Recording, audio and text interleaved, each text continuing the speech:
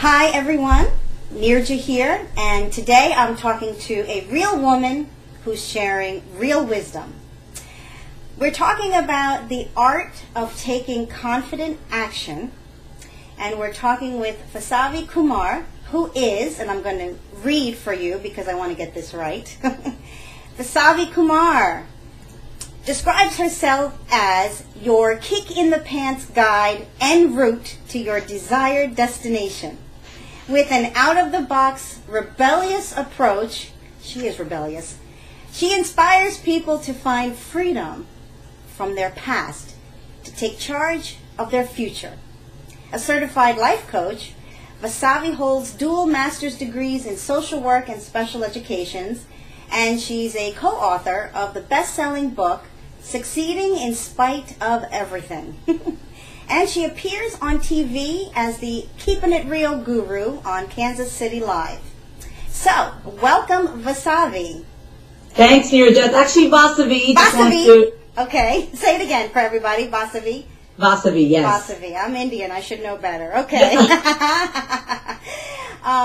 So today, everybody, we're talking about the art of taking confident action. And the primary reason we're doing this is because I asked Vasavi. Vasavi. My mother would be proud. I asked her, what is she most passionate about right now? What is it that she yearns to help people discover? And I find her beautiful and eagerness to do good and help people infectious. So when she said she would talk with me today, I jumped at the chance. So tell us about the passion behind the art of taking confident action.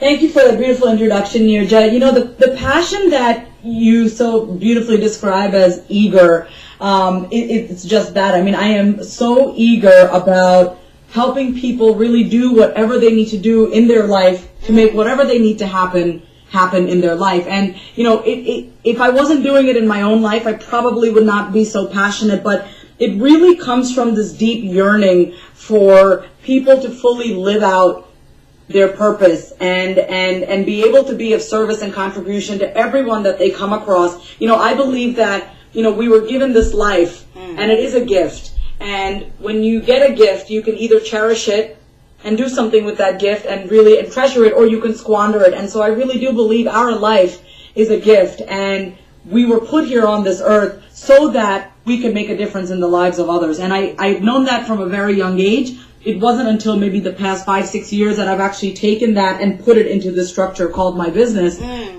That's really what I'm about.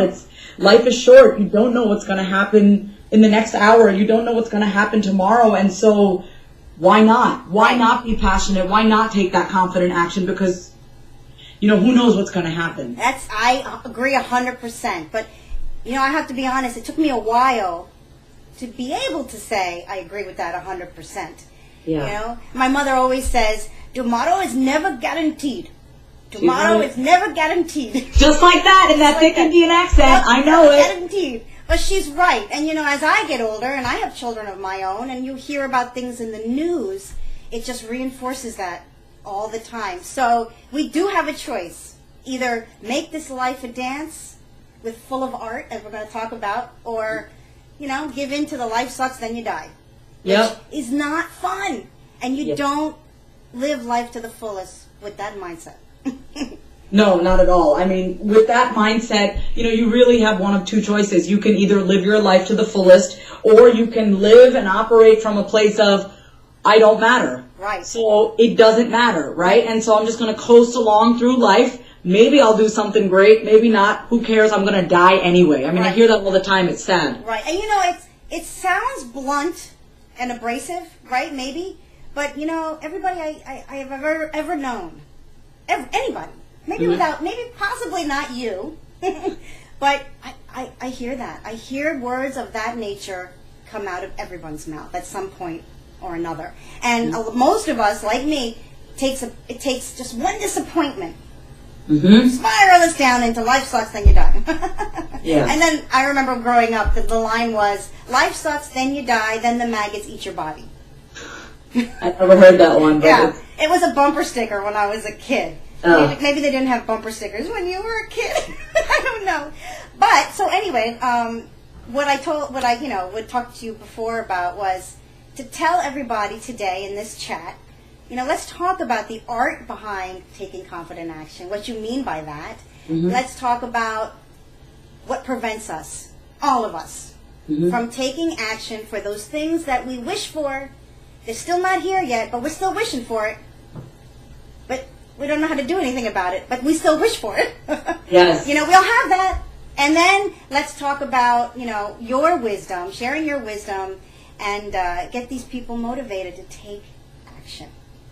So when you talk about the art of taking confident action, if we really just break that down for the art, right? Our life up until this point, no matter whether you think your life isn't good enough now or you absolutely love your life, our life is a masterpiece, right? Even if it's not exactly where you want it to be, it's still something that we have created. And like with any art, whether it's a book, whether it's a blog post, whether it's a painting, mm-hmm. we are the artists in our life. Everything that we have in our life up until this point, we have created. Mm-hmm. So when you can look at your life as a masterpiece and that you are the artist in your life and it is completely up to you how you want your life to look, it takes the pressure off of, or it gives you back that power is what I'm trying to say. Because if you have the mentality of life just happens, right. life just happens to me, right. There's no power, there's no art or beauty in that. But when you look at life as, I get to paint the kind of life that I want, I get to paint the kind of masterpiece that I want, mm-hmm. you take the power back in your life and you realize, holy moly, I am the creator of my universe, I am the creator of this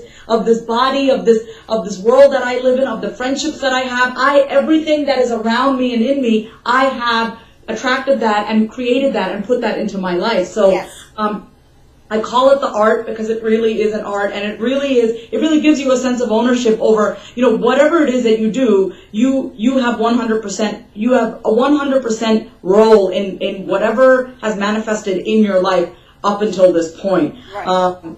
And I love that because art is beautiful. Not everybody may agree with it, not everybody may like it, we all have different tastes, but right. As long as you feel good about it, that's what matters. Now, let me ask you, you're a coach, right? You're a life coach, author, mm-hmm. speaker, Keepin It Real guru extraordinaire. Mm-hmm. When you deal with people, I'm curious, how easy is it for people, that come to you looking for help mm-hmm. to accept that ownership? Do you find that people are reluctant to really own that this is the paintbrush is in their hand for their life?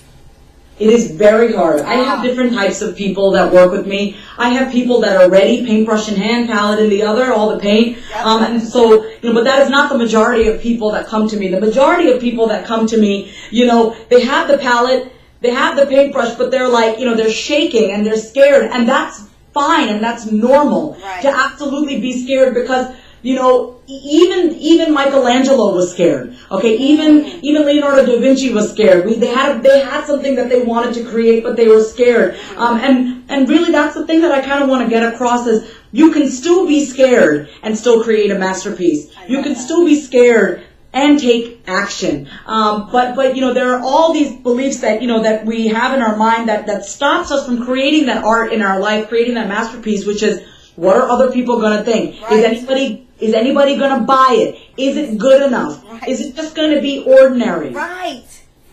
Oh, man, that resonates. Yes, absolutely. So, I just want to get that on the table, put that on the table that you can absolutely be scared. It is absolutely normal. I'm scared, when I put stuff into the world, I'm like, I hope somebody likes it. I hope somebody, is propelled to take action and buy it. Like these are the thoughts in my head, but I can't let those limiting beliefs stop me from putting it out into the world because that's criminal, right? That's criminal for you to have a gift and for you to have a purpose and a skill or a craft and not put it out there because when you do that, first of all, you're still making it about you. Second of all, there are people out there that are hungry for whatever it is that you want to share. And so, it is your responsibility. It is your responsibility to get it out. And it's very hard for people, especially women, to take ownership because think about it.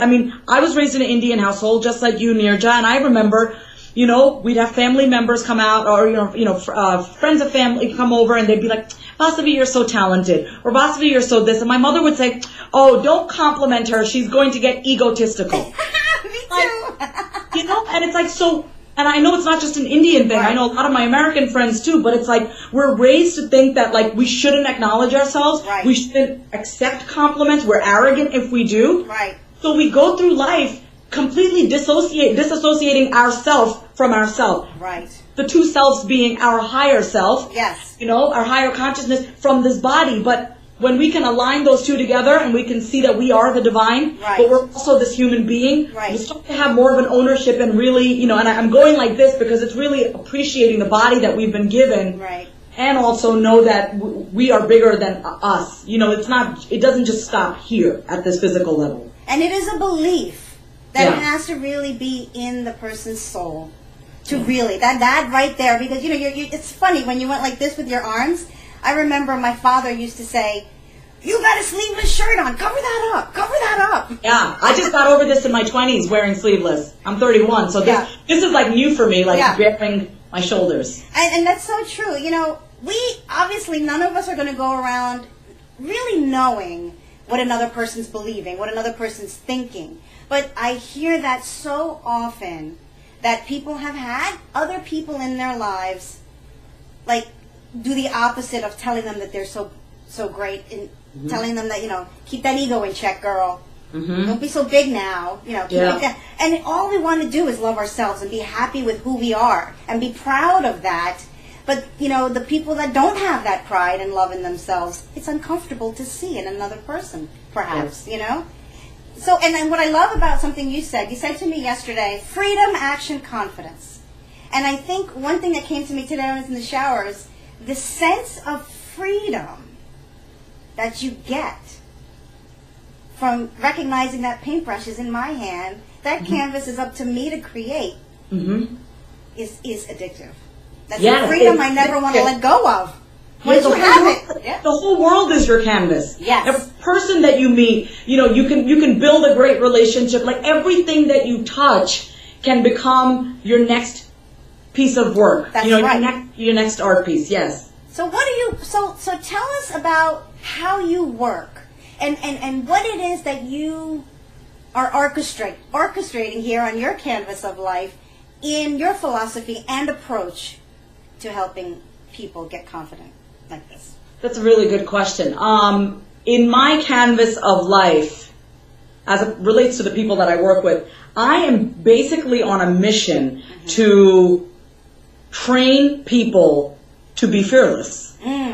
I want to just, like, you know, but I also want to say, you know, when I say fearless, I'm not negating the fact that you have fears. We all have fear, but it's fearless in spite of your fear, right? So it's like your fear, your fear and you taking action can coexist. You can be scared and still take action. The two can coexist. But it's all you taking that action and doing it anyway will override that fear. So you have your fear. Maybe it's really loud. When you take that action, what you're essentially saying to your fear, your ego is, you know what? I get it. I get that you're scared, but this is more important right now. I'm going to take that action. So I mean, I want to train people so badly to see that your fear and action can coexist. Like, you can do it anyway. That you don't have to, like, get over your fear. Like, the way you get over your fear is by doing the thing that you're scared to do. So, that's why every single thing that...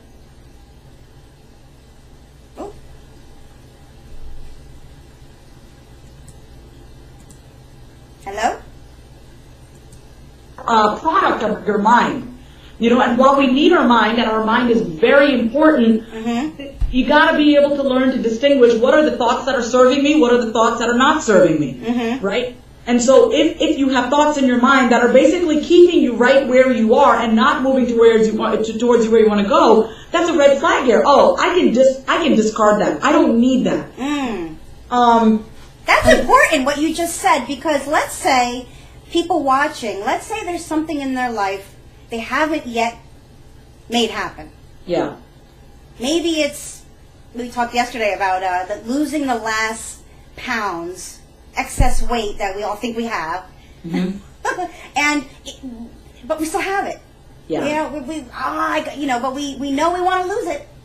We still have it. Maybe it's not an extreme where it's a health issue, because then I think change might, if you're scared enough that you're going to have a coronary bypass unless you lose some weight, you might do something about it. But I'm talking about everyone who says, I've got that extra X amount of weight, and when I lose that weight, I'm going to buy that outfit, and I'm going to go to that club, and I'm going to stand on that stage, and I'm going to do da-da-da-da-da-da. But it's still not here yet. It's that nagging thing. Everything's great in your life, but this one thing I want, I still don't have.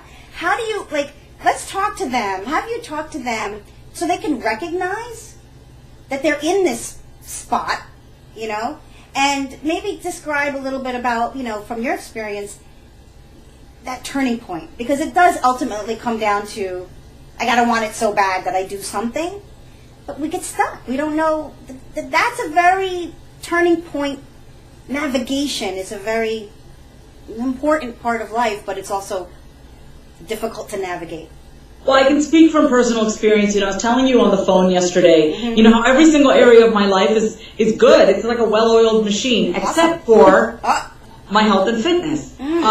Because I do have a tendency to work a lot. I am very, what do I got to do? What do I got to do? And so I let my health and fitness it was kind of like that annoying hangnail. When you get an annoying hangnail and it hurts? Yes. It hurts, but you're still willing to tolerate it until you get that manicure. So that's what my health and fitness was for me, is that everything was going great, right? But I still had that nagging hangnail. I still had that feeling like, I got to do something about this. And then, of course, I started nagging my husband, babe, do I look fat? Babe, how do I look in this? Right? And it's funny, Neerja, the turning point, it really was when it just hit me that I wasn't willing to tolerate the suffering anymore. Because I was suffering, right? I was like, I felt sorry for myself. I didn't fit into my jeans. Oh my God, why don't I look good? And it's like, up until that point, I was willing to tolerate less than my best. I was like, you know what? It's okay. Okay, you know what? I'm going to start working out next week. I'm going to start, green juicing next week. But I was like, what am I talking about here? Like, who am I? This is not who I am. I'm that person that goes out and makes things happen. What's happening here? And I realized what it was. I was okay with being unhappy in that situation. I was okay with that area of my life being okay. So I'm like, why am I settling here? I don't settle in any other area of my life. Why am I doing that? Is this my upper limit, as Gay Hendricks talks about in his book, The Big Leap? Is this my way of self-sabotaging, having an extraordinary life? Because this was like the missing piece in my life, right? We all know this. We need our bodies. Yes. We need our bodies to function. If we don't take care of our bodies, everything else after that, it cannot be at our optimal level if our bodies are not taken care of. That's very true. And so the turning point for me was, you know what? I'm kind of sick and tired of being sick and tired. You know what I mean? It's like I'm sick and tired of this weight, but I was okay with holding on to this excess, this burden. But at some point, I got to the point where I was like, I'm sick and tired of being sick and tired of my weight. And so I signed up for an 8-week weight loss boot camp. I'm in week 2. Oh, good, very good. I get up at 4:45 every morning. Today I went to a Tabata class, totally kicked my butt. I was like, what is Tabata? Oh my God, what is it not, is the question. It's like, we literally hit the ground running. So it's basically 20 seconds on one side, 20 seconds on another side. You do 3 sets of that, you go into the next exercise. But it's like hardcore. We're talking burpees, we're talking mountain climbing, we're talking... God. I mean, I like blew out my shoulders in a very good way, in a good way, like it's burning. But it's like, yeah, I mean, it's what I have to do to get to the optimal level, area in my health and fitness. But that's what I really think. It's like when we're tolerating certain areas of our life that are so-so, that are mediocre, we know that. We know that we're tolerating certain things. I say I help people help themselves, because I truly believe that, we have this mind, that sometimes psychs us out. But when you can quiet that mind just slightly through meditation, through just, sitting outside, being quiet, you can hear that voice inside of you. We all have that voice inside of us, our conscience, our higher consciousness, God, whatever you want to call it. You have that voice that tells you, come on, Vasavi, you deserve better. Or, come on, Neerja, you know you can do this. That's that voice that we ignore way too often. And so, for me, it is really important that I'm obedient to that voice, that I don't just ignore that voice and I'm like, oh, whatever, so for me, it really is a matter of, and when I work with my clients is, you know what you need to do, right? The issue is not the awareness, right? A lot of times it is. A lot of times we don't know why we do what we do. It's not always about the awareness. It's about what do you want to do with that awareness? Because action without awareness is just a thought. It's just a well-intended thought. Oh, I have pure intentions. I really want to lose weight. That's great. It is just a thought, though. What are you going to do with that thought? Now, my goodness, it's a bottom line there. But I'm so curious. When you have clients or people that you connect with that are struggling with this, what do you give? Like, if they just can't get up and do it, what are some of the things that you've given them to, make them be able to? All right, I'm ready. How do you guide them through that? Well, Neerja, I've learned the hard way that I cannot make anybody change. Okay, so that's one thing. That's I am pretty particular about who I work with. So that's why, I obviously create certain programs that people can kind of do on their own if need be. But for me, it's really a matter of, listen, push comes to shove, right? How bad do you want it? Right. I can't, and I tell people when they come to work with me, and it may be kind of like flabbergasting, I say, don't trust me, trust yourself. Because a lot of times we look to mentors, we look to gurus, we look to courses. You are going to be the end-all, be-all to my life. You are going to help me change my life. Yes, courses, retreats, seminars, they're all great. They're awesome. But they are only a supplement.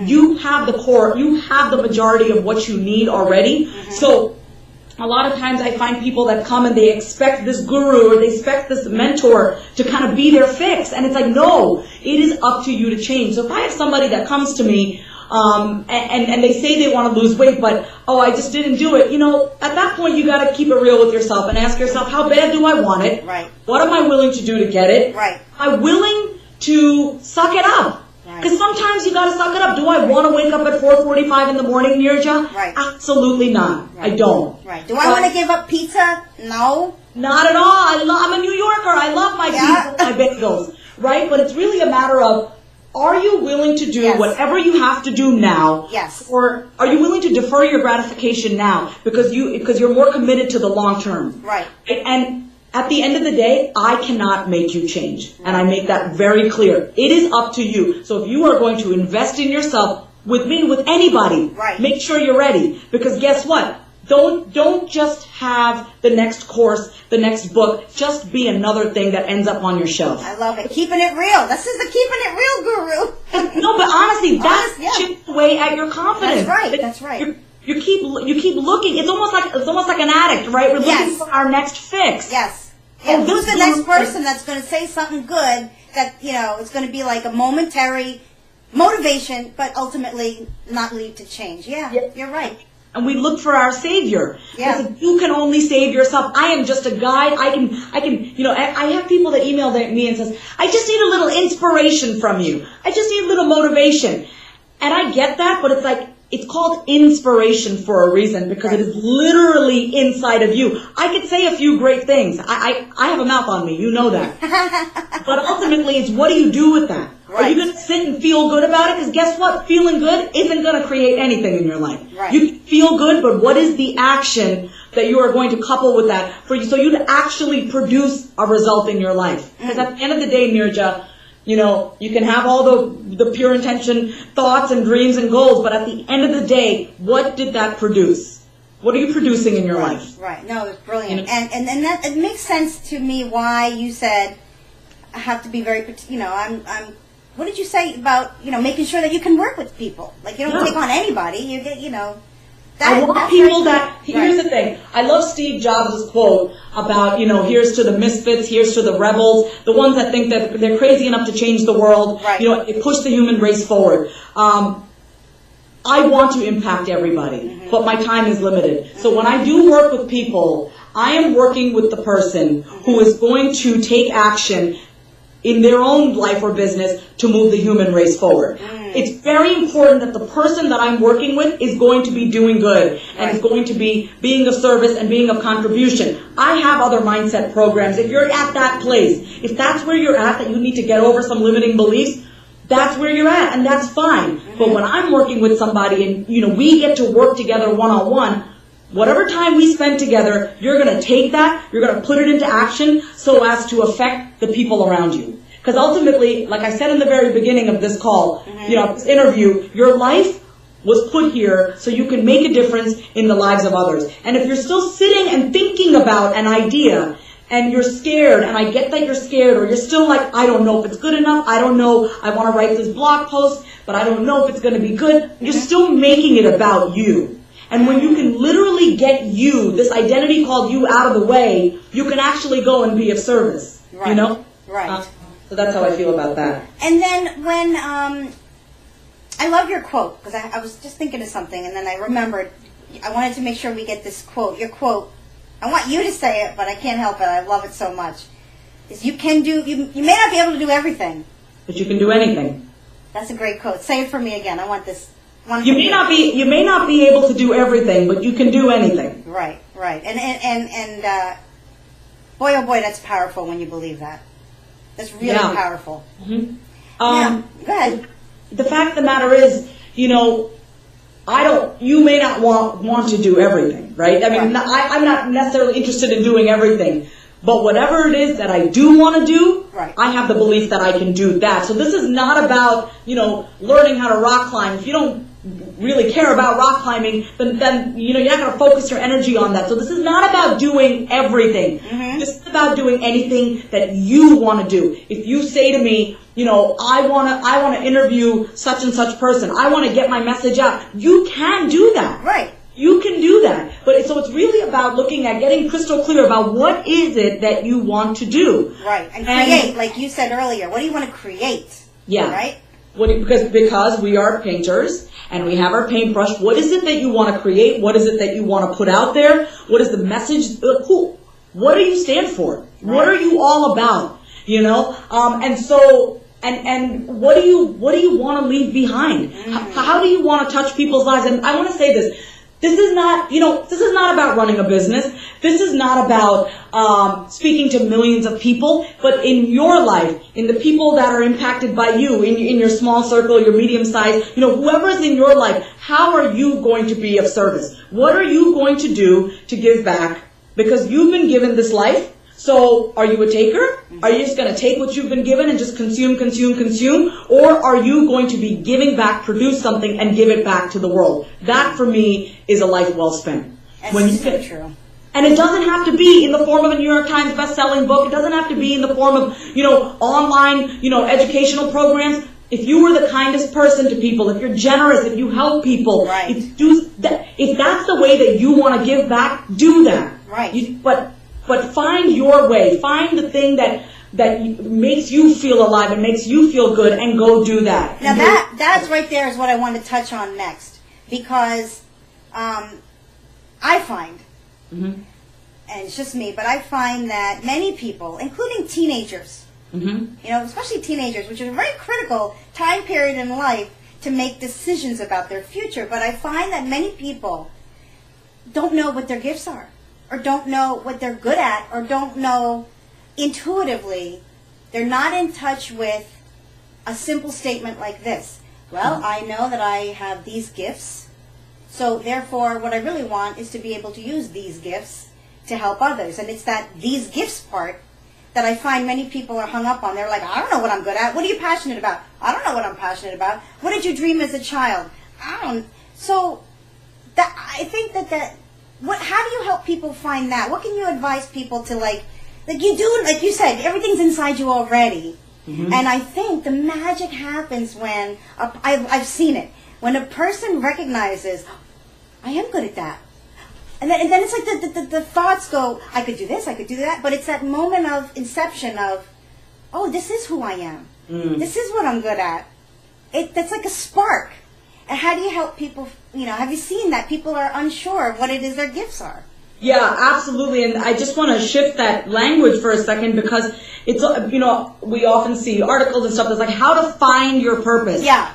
So, first of all, there's nothing hidden here. Nothing is lost. It's not about finding your purpose. It's not about finding out who you are. It's about remembering who you are. It's about remembering who you are, because somewhere along the line, between the upbringing of our parents, how we were educated in the school system, things that, traumatic events that happened, parts of our self were lost along the way. And so we just started to become somebody who we thought, this is how I ought to be according to society's norms and conditions. And so it's not about finding out who you are, it's about remembering. And so when we're talking about gifts here, listen, your gift does not have to be this big, shiny, blingy thing. Your gift is probably the thing that you take for granted.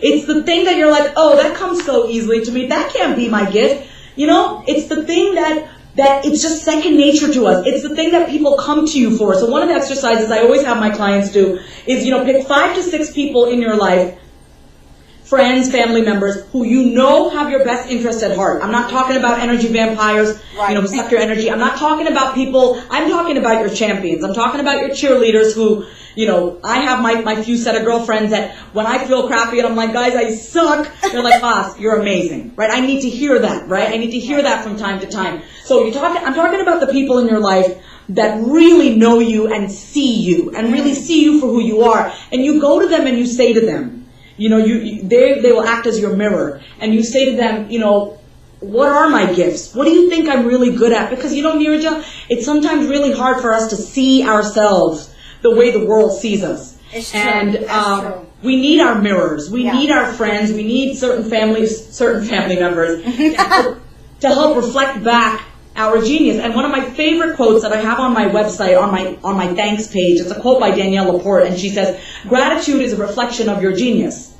Okay? So when somebody gives you a compliment and somebody acknowledges you, don't take it lightly, because what they're really doing is reflecting your genius. If somebody says to me, wow, Vas, you're so generous, I don't take that lightly. I realize that what they are basically seeing in me is this quality of generosity that maybe I forget sometimes. I forget that that's who I am. And so when you get that acknowledgement, you get that, compliment, don't take that for granted, because those are the nuggets that we need to remember when we forget to see it in ourselves.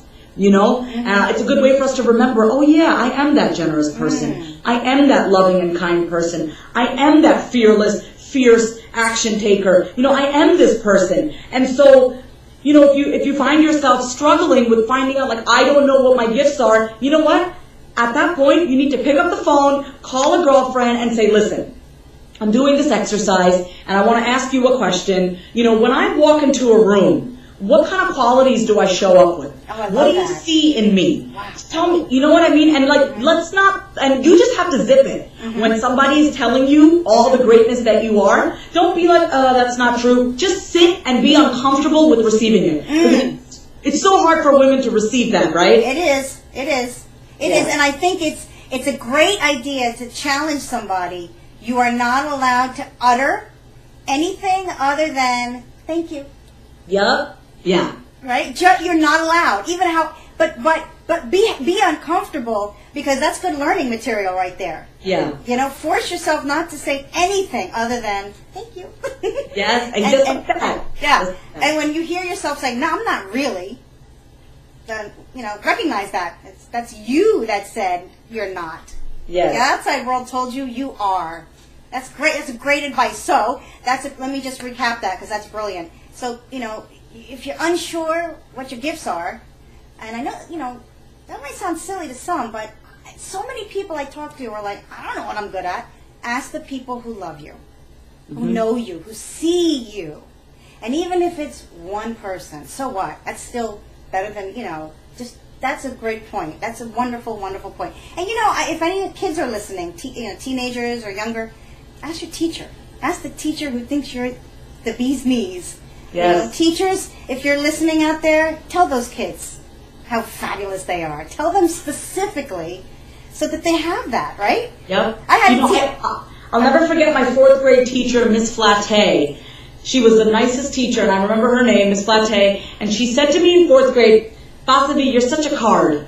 And I didn't know what that meant, you're such a card. I'm like, what does that mean? She's like, you're just such a character. She goes, you got so much charm, you have so much charisma. And at that age, I was like, I am, huh? Like, it just felt good. Like, I know I can entertain a room. I know I can get up on stage and make a crowd laugh. I can make a crowd cry by just showing up and being myself, and I don't need to work too hard, and that's my gift. And she told me that. She told me that when I was in 4th grade, and I didn't ask her. She just told me. So I love what you said, Neerja. It's so important for teachers who are basically raising our kids, 8 hours out of the day. Yes. So that's very important. I have to give it up to Mr. Hess right now, because he did something for me. We remember these things, 4th grade, 6th grade. Remember, I was in 6th grade and I didn't have any friends because I lived in a big town and there were several schools. So it was very difficult to have one group of kids stay together throughout their school year. So everybody's always new. So in 6th grade, I had nobody, I didn't grow up with any of the kids in my school. And the only group of girls that wanted to embrace me were the bad girls. They were smoking in the bathroom and all that stuff. Really? And I thought, well, those are I guess I'll go hang with them. And I started to be like a little brat in class and purposely failing. Straight A student. I'm like, nah, that's not cool. Yeah. Mr. Hess wrote in my yearbook, "Don't ever let anybody change you, Neerja." I was like, and that's what I mean. Those are heroes that tell you these messages when you're... So, teachers, very powerful. Your words are so powerful to shape the lives of kids. So, that's great. And so what I want to ask you now, to kind of wrap up this gorgeous chat that we're having, which I hope we do again and again. Of course. Tell us, you mentioned about, you do coaching, but you also design courses. So tell us some of some of the brainstorms, the passion. What are you really interested in when you are creating these courses? And tell us a little bit about some of them. My creative process is quite interesting. I'm always thinking about, what do I need to do to get people in action? That's like the number one, that's a question that I have, honestly, at any given moment. I'm thinking about that. Well, you cracked that nut. You're doing a service like you wouldn't believe. So, thank you. So it was May of this year, so it was just about 2-3 months ago. And I said, you know what? Why is it that it's hard for people to take action, right? So I was thinking about that. And I thought about it in my own life, Neerja. I am a natural, I'm groomed in a way, and I have it where I just take action. But it was more than that. I started to look at at what point was I not fully serving at my capacity, or even beyond that. And I realized when it wasn't, when certain areas of my life were not handled. Because see, when you're trying to be of service, but you're trying to handle your life and manage your life, and you have this thing called your life that you have to handle, you don't have time for anybody else. And you're you're stretched. Right. And I realized what it was. When I looked at the art of taking confident action for me, people say to me all the time, how do you have so much energy? Okay? I wake up and I'm like this. I swear, I don't need coffee to get me up in the morning. I drink coffee, but I don't need coffee I'm already like a rodent on, Oh my gosh. But I thought about it and I said, it wasn't until I really took a hard look at every single area of my life and I asked myself, am I happy with my health and fitness? Am I happy with my relationships? All myself, my partner, my social life, my colleagues. Am I happy with my finances and how I'm contributing? Am I happy with my overall lifestyle? When I took that hard look and I looked at it, and I said, okay, well, you know what? This is a 5. This is a 6 out of 10. This is a 7. Then I was like, well, what do I need to do to make it at least an 8? We're talking about moving the needle here, right? Not saying making it a 10, but making it at least closer to a 10. 8, right. 9, and then 10. I asked myself, what do I need to do? And then I did what I had to do. I did. As it comes to health and fitness, I feel better than I've never felt better in my life. Getting up, and working out and moving my body, sweating at least 2 hours a day, doing that, eating the right food, taking the time to do that, doing it with my finances, budgeting, having a budget. Structure gives you freedom, right? I know people don't believe that, but when you have a budget, you actually get more freedom. That's right, because you're in control of that budget. Yes. That's right. And you don't just accidentally buy a $300 pair of shoes. Right. Not anymore. Or, looking at your relationships. Right. Do the people in my life fill me up? Or do they add? Do they subtract? Do they multiply? Or do they divide me? So when I actually looked at that and I got it handled, when I say handled, having a vision for that area of my life, doing what I had to do to get that handled. When I was able to do that, and I can proudly say I've done that, my health and fitness is a work in progress, but I'm doing it. I'm taking the action. That's all that matters. Right. There's no race, there's no finish line. Right. I realized my capacity to be with people, my capacity to give. I've done one other interview right before this, and I have the same amount of energy that I gave in that to here, because my life is handled. My stuff is in order. So I can come and just show up and just talk to Neerja about all this stuff. Right. So I realized, okay, this is what I need to teach. I need to teach people how to take confident action in their life first, right? Right. Look at every single area of your life. Get your life handled first. And you can still be of service, but get your life handled first, and you are so happy and you are so confident in your life, you take that confidence and you translate that into what you're putting out there. Right. Because when you are taking action and you're gaining confidence in your own life, that is what you are going to emit out into the universe, into the ether. Mm-hmm. That's what this program is. It is a 5-week. I call it a self-study, but it's really not, because I'm there along the entire 5 weeks. But it's a self-study course, The Art of Taking Confident Action. I've recorded, 40 to 60-minute MP3s, worksheets. You get a bonus Q&A call with me right in the middle of the program. So 5 weeks. Because here's the thing. I am not satisfied with people signing up for my program and then not completing it. If you're going to sign up for my program, you're going to do my program. For me, it's not a matter of, oh my God, I made so much money from this program, if the completion rate is low. I want you to go through the program. That's how much I stand by my content.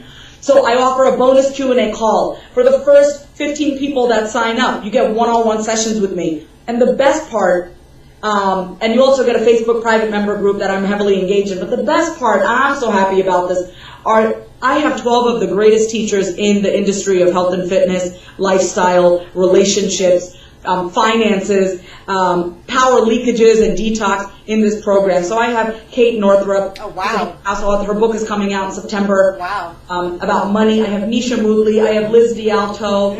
Navjeet Kandola. I have so many. Navjeet. I love Navjeet. I have so many amazing teachers in this program. So not only are you getting my content, and you're getting me, because I will be there throughout the entire program, you also get these great teachers. So it is a self-study. So week 1, you'll work on one area of your life. Week 2, you work on another. I don't want to just kind of word vomit content all over you and then you feel overwhelmed. Right. So it's paced. So it's 5 weeks. And then, I always say this. I am not the kind of person to create something, put it out there, and then, you don't get access to me. You have to pay me $1,000 more to get access to me. No. Email me. I openly gave 1,000 people my email address, and I said, email me on the live stream that I did the other day, and I said, email me. I will write back to you. I don't have anybody checking my emails. I do my own email. And you tweet back, don't you? I always tweet back. I retweet. I favorite. I reply. It's so important for me that I stay connected so I know who you are. Everything that I create and put out into the world is a result of me really getting and knowing and understanding the people that I'm serving. Very obvious that you care. So obvious that you care. It's so obvious that you don't just create something and care about the sales. Your passion for helping people is very visible, which is beautiful. Thanks, Neerja. So I want everybody we're going to put the links to everything that your website, info about your course, your tweet thingy, what do you call that thingy? Your tweet sign, whatever that's called. Handle, what do you call that? What is it called? Twitter handle. CB handle, Twitter handle. And I love on your website you have a Ask Anything. I love that. And I use that feature to see if she really will answer, and she did. So very accessible. You make yourself very accessible. Thank you. Is awesome. And I am happy to know you. And everybody listening, please check out her website and share her with your friends. Thank you. If you would like to do this again, I am here for you. I would love to. All right. Thank you. Thank you. Say your name one more time for everybody, please. I don't want to mess it. Vasavi. Vasavi Kumar is here to help you, so take advantage of that. And you have a great day. Okay? Shining star for you to see what your life can truly be.